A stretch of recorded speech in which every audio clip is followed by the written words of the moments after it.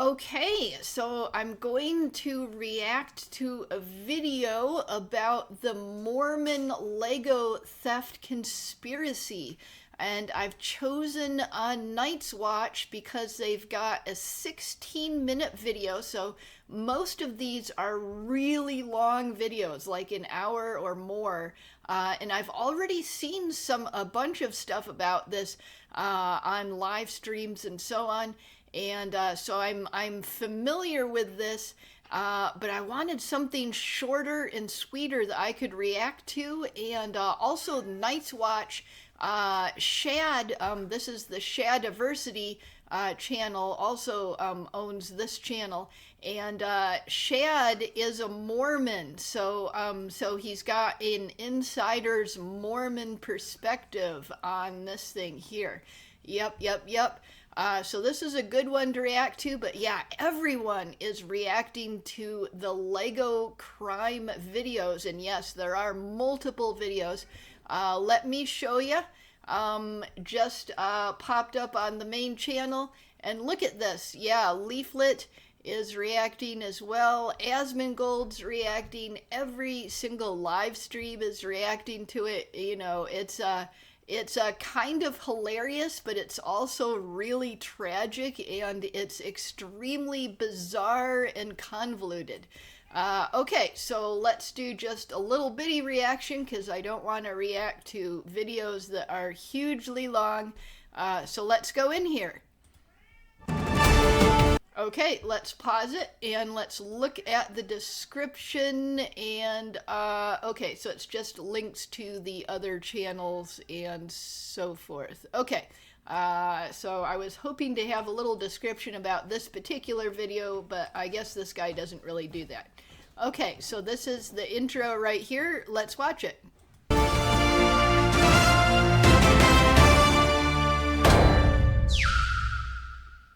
If you're not aware, there is a bit of a big scandal in the Lego world, okay? This all started actually a couple of years ago. You have a guy named Brian. Brian's dad was older. He kind of got sicker, and he had a huge Lego Star Wars collection that was apparently worth up to $200,000, you know, in the Lego. Yeah, and I've seen various numbers being given for how much the Lego set is worth, but $200,000 is a very commonly said thing. And of course, you know, various appraisers are going to give slightly different numbers. So I think probably the $200,000 one is going to be about accurate.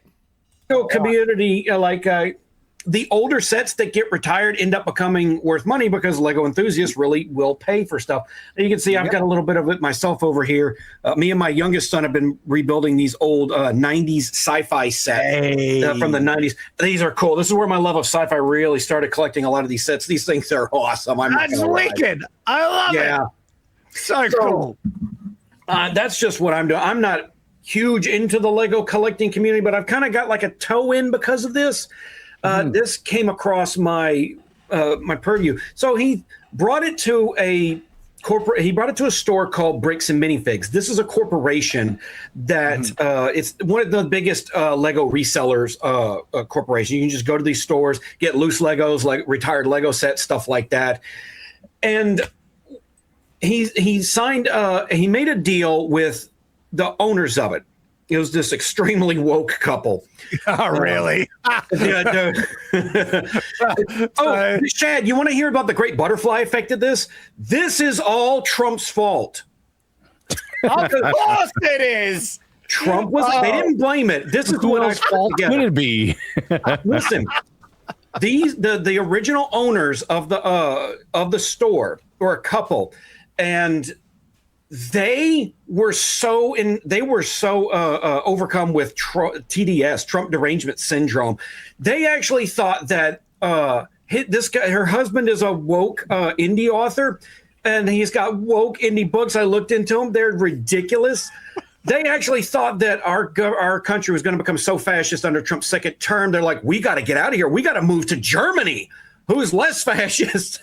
That's what they were trying to sell. It feels like Yeah, I was watching the video that the store owners actually put up about this, and yeah, they've got really like woke posters in the background and everything. But yeah, it doesn't matter what side of politics people are on. Everyone deserves justice. Yeah, everyone deserves justice. Really feel sorry for these people. These leftist types they really want the fascist regime.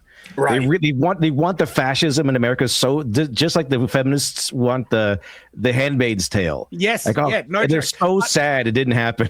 Well, the thing is, the challenge that they find, Dev, is that there's not enough fascism to justify their advocacy and their virtue signaling, which is why they invent it. There's not enough supply to meet the demand. Exactly. So now Superman's nuclear family is fascist. There's why it doesn't meet the demand. Feminism. So manspreading and mansplaining is now invented.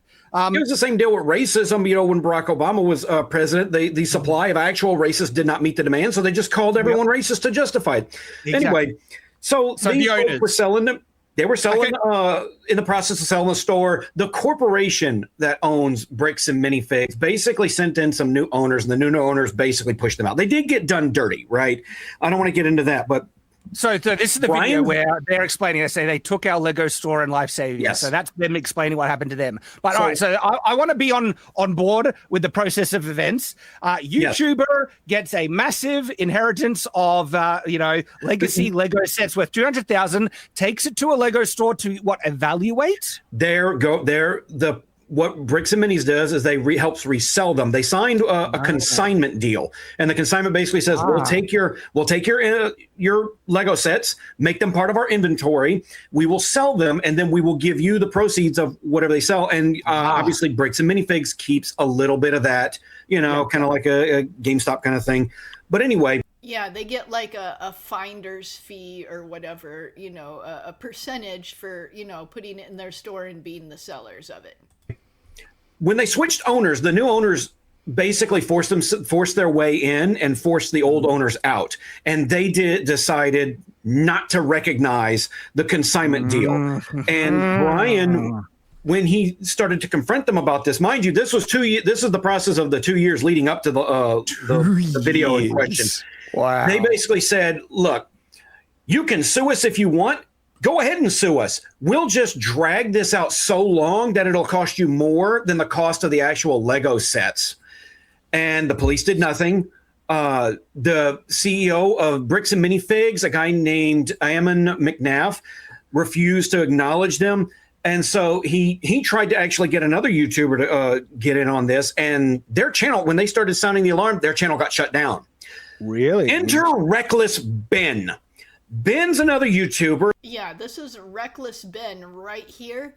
And he's been arrested and is currently hiding in Mexico, I think. This is pretty bad. So yeah, just trying to help people serve legal papers and gets arrested for it and stuff like that. Who does some other stuff. I've never heard of this guy here? Yes. Okay. I made that little image in AI. Just needed something for the thread because I wanted to collect all this in one master thread. Yeah, you got it all. He's done some other stuff before, including infiltrating cults, interestingly enough. So this man spent his life collecting what's now known as... That's probably too loud. But this is right? This is where Ben comes in to try and help Brian. Yeah. And see, look at this. Over an hour long video, and this is just one of the videos that people have been watching on live streams. Either get his Legos back or get compensation for them. And so this is an hour long, and I can't cover every nook and cranny of this because he goes to so many extremes, tricks, and everything to try and get these people to at least acknowledge them. Every time they come after a while, they start to recognize them. They tell him the same thing. We're not, we don't got the Legos. We're not going to help you. We're just going to call the cops on you. That's the CEO of Bricks and Minifigs, Ammon right there. That's one of the ladies at the store. Every time he shows up, and they did a bunch of fun YouTuber tricks, including creating their own company called We Steal From Old People subtitle bricks and minifigs, because apparently there's no law that says you can't put the subtitle above the actual title. They created their own company to try and force them to sue them so they could bring it out in court.